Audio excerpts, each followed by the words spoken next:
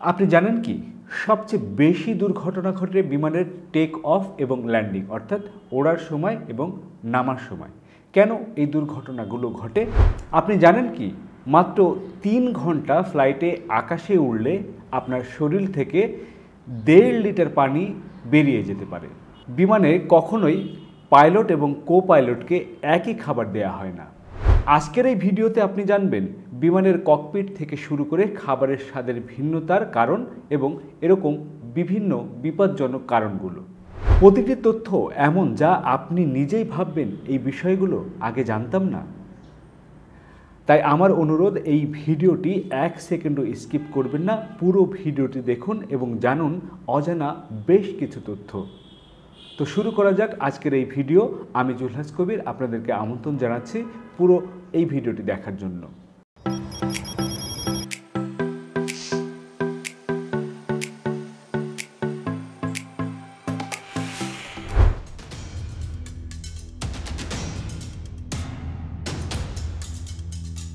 আকাশে ৩ ঘন্টা সফরে শরীর হারায় প্রায় ১.৫ লিটার পানি।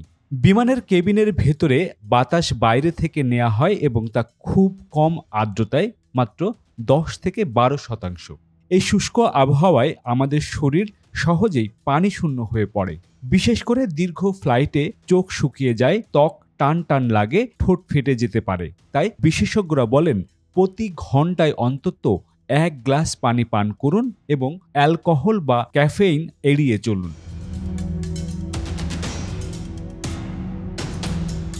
আপনি জানেন কি সবচেয়ে বেশি দুর্ঘটনা ঘটে বিমানের টেক অফ এবং ল্যান্ডিং অর্থাৎ ওড়ার সময় এবং নামার সময়। কেন এই দুর্ঘটনাগুলো ঘটে চলুন সে বিষয়টি নিয়ে একটু আলোচনা করি।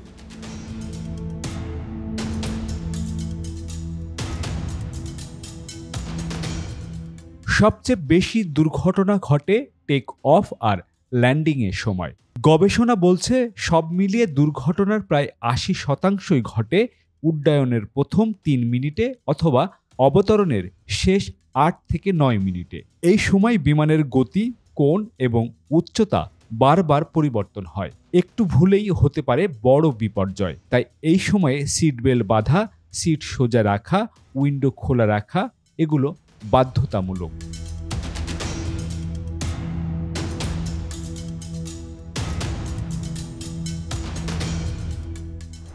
আপনি জানেন বিমান পরিচালনা করে একজন পাইলট, তার সঙ্গে সহযোগী হিসাবে একজন কো পাইলট। কিন্তু বিমানে তাদের দুজনকে কখনোই একই রকম খাবার খাওয়ানো হয় না। কেন সেই খাবার ভিন্নতা রাখা হয় চলুন সেই বিষয়টি একটু জেনে নিই।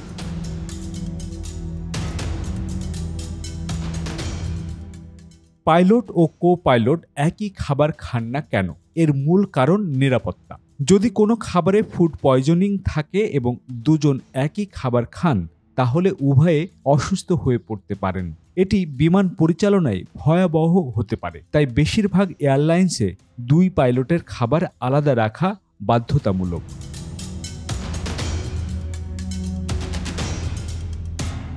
প্রযুক্তির এই বিশ্বে বিমান পাইলট ছাড়াই চলতে পারে। বিষয়টি শুনে কি সত্যি অবাক হচ্ছেন? হ্যাঁ, অটো পাইলটে বিমান চলাচল করে। তবে সেটি কি চলুন একটু জেনে নিই। পাইলট ছাড়া বিমান চলতে পারে?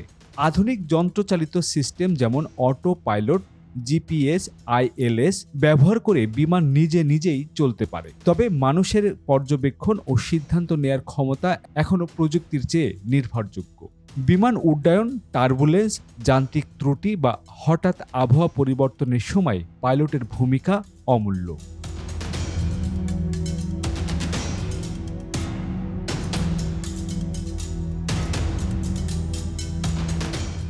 আপনি আকাশপথে ভ্রমণ করছেন, হঠাৎ বিমানের দরজা খুলে গেল। সেই ক্ষেত্রে কি কি ধরনের অসুবিধা হতে পারে চলুন এবারের অংশে সেটি জেনে নিই। বিমানের দরজা আকাশে খুলে গেলে কি হয়? উচ্চতায় বিমান চলার সময় বাইরের ও ভেতরের চাপের পার্থক্য বিশাল। বিমানের দরজা এই চাপে এমনভাবে সিল করা থাকে যে তা জোর করেও খোলা সম্ভব নয়। তবুও ধরুন কোনোভাবে খুলে গেল, তাহলে 10-15 সেকেন্ডেই কেবিনের বাতাস বের হয়ে যাবে, অক্সিজেন ঘাটতি, ঠান্ডা হাওয়া ও যাত্রীদের সোজা বাইরে টেনে নেয়ার মতো ঘটনা ঘটবে। সেজন্যই এমন পরিস্থিতি রোধে নিরাপত্তা ব্যবস্থা অনেক কঠোর।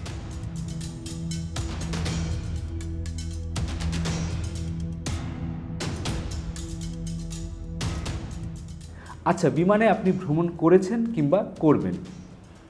বিমানে ওঠা নিয়ে সবারই মনে একটু ভয় থাকে। এটা কতটা যৌক্তিক, চলুন সে বিষয়টি আলোচনা করি।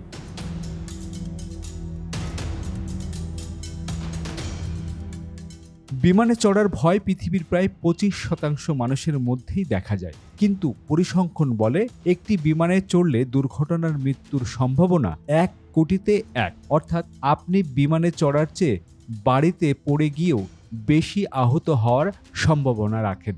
তবু নিরাপত্তা ব্রিফিং ও সিট বেল্টের গুরুত্ব এখানে আগেও যেমন ছিল, এখনও তেমনই আছে। আপনি জানেন কি, বিমানের মধ্যে যে অক্সিজেন মাস্কটি থাকে সেটি মাত্র 15 মিনিট কাজ করে। তাহলে কি হবে আপনার জীবনে?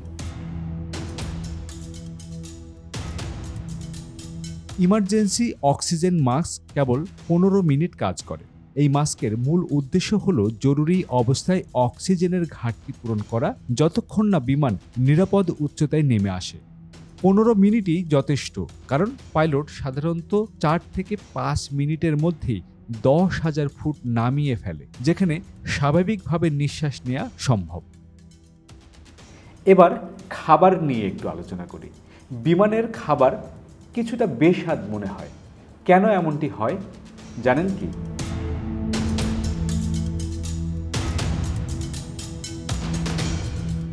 বিমানের খাবার এত বিস্বাদ লাগে কেন? আকাশের উচ্চতায় আমাদের স্বাদ গ্রহণ ও গন্ধ শোকার ক্ষমতা কমে যায় 30 থেকে 50% পর্যন্ত।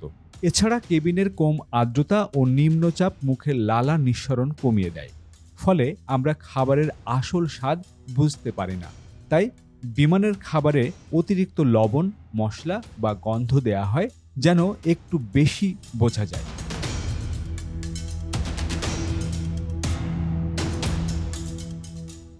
বিমানের জানালা গোলাকার কেন হয়? চারকোনাও তো হতে পারত, তবে সেটি কেন গোলাকার তার একটি বৈজ্ঞানিক ব্যাখ্যা রয়েছে, এবং কবে থেকে চারকোনা জানালাটিকে গোলাকার করা হলো সে বিষয়টি একটু জেনে আসি। আসলে 1950-এর দশকের আগে প্লেনের জানালাও চারকোনা ছিল। 1953 ও 54 সালে আকাশে 3টি প্লেন বিধ্বস্ত হয়। এতে মারা যায় প্রায় 56 জন মানুষ। গবেষকেরা প্লেন বিধ্বস্ত হওয়ার কারণ খুঁজতে গিয়ে দেখলেন সব সমস্যার মূলে এই জানালা। মূলত প্লেনে যত বেশি কোণ থাকবে ঝুঁকিও তত বাড়বে।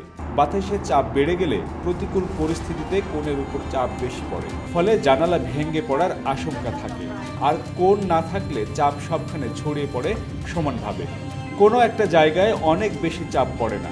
এবার ভেবে দেখুন, জানালার চারকোনা হওয়ার মানে প্রতিটি জানালার জন্য 4টি কোণের সৃষ্টি হয়, কিন্তু জানালা যদি গোলাকার হয় তাহলে কোনো কোণই তৈরি হয় না। আচ্ছা, আমরা বিমানে অনেকেই ভ্রমণ করেছি কিংবা করতে যাচ্ছি।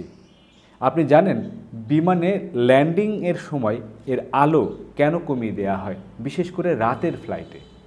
নিশ্চয়ই আপনার জানা নেই, আর যদি জানা থাকে তাহলে অবশ্যই কমেন্ট বক্সে জেনে নিন। রাতে যখন ল্যান্ডিং হয় তখন বিমানের অভ্যন্তরের আলো কমিয়ে দেয়া হয়, কারণ যদি জরুরি অবতরণ করতে হয় তাহলে বাইরের অন্ধকার পরিবেশে যাত্রীদের চোখ যেন দ্রুত অভ্যস্ত হয়ে যায়। এতে বিপদে পড়লেও যাত্রীরা দিক বুঝে নিরাপদে বের হয়ে যেতে পারেন। দর্শক, আপনি বিমানে ভ্রমণ করছেন, আপনি টয়লেটে আছেন। আপনি জানেন কি, টয়লেটের দরজা বন্ধ করে আপনি টয়লেট করছেন, কিন্তু বাইরে থেকেই এই টয়লেটের দরজাটি খোলা যায়। সত্যি অবাক হচ্ছেন? তো চলুন, কেন এই সুযোগটি রাখা হয়েছে বিমানে। অনেকেই জানেন না, বিমানের টয়লেটে লক থাকলেও কেবিন ক্রুরা বাইরে থেকে দরজা খুলতে পারেন। এই সিস্টেম রাখা হয়েছে জরুরি পরিস্থিতির জন্য, যদি কেউ অসুস্থ হয় বা দরজার ভেতরে আটকে পড়ে। একটি মজার বিষয়, বিমানে ধূমপান নিষিদ্ধ, তবুও কেন টয়লেটে অ্যাশট্রে রাখা হয়? জানেন কি এই বিষয়টি? বিমানে ধূমপান নিষিদ্ধ, কিন্তু তবুও অ্যাশট্রে থাকে কেন? আশ্চর্য হলেও সত্যি, বিমানের বাথরুমে আজও অ্যাশট্রে রাখা হয়। কারণ কেউ যদি নিয়ম ভেঙে ধূমপান করেই ফেলে, তাহলে যেন সেই সিগারেট নিরাপদভাবে ফেলা যায়। এটি আন্তর্জাতিক এভিয়েশন রুলসের অংশ।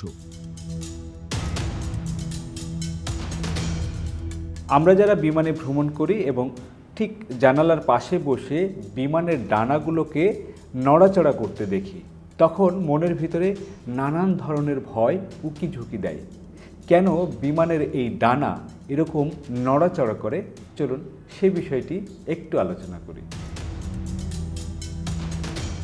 বিমানে চলার সময় পাখা নড়াচড়া করে কেন? উড়োজাহাজের ডানাগুলো কঠিন ও শক্ত নয়, বরং কিছুটা নমনীয়। তাই টার্বুলেন্স বা বাতাসের চাপ মোকাবিলা করতে তারা বাঁকতে পারে। এতে ডানা না ভেঙে লাফিয়ে ওঠা সামলে নিতে পারে।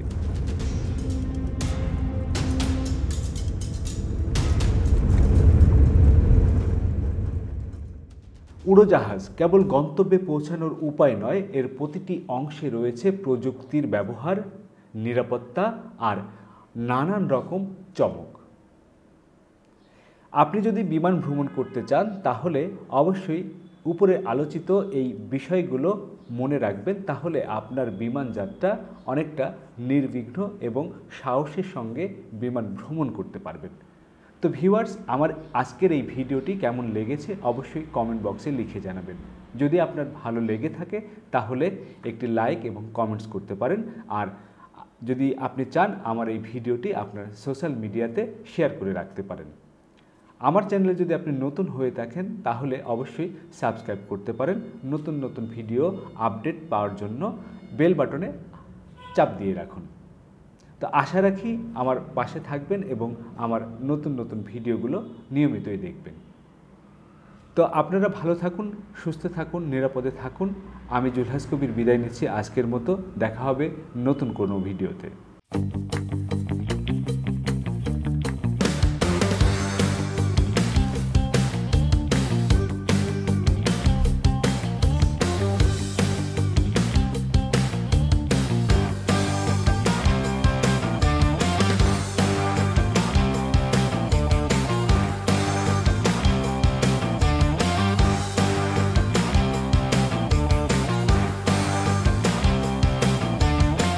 Travel around the world.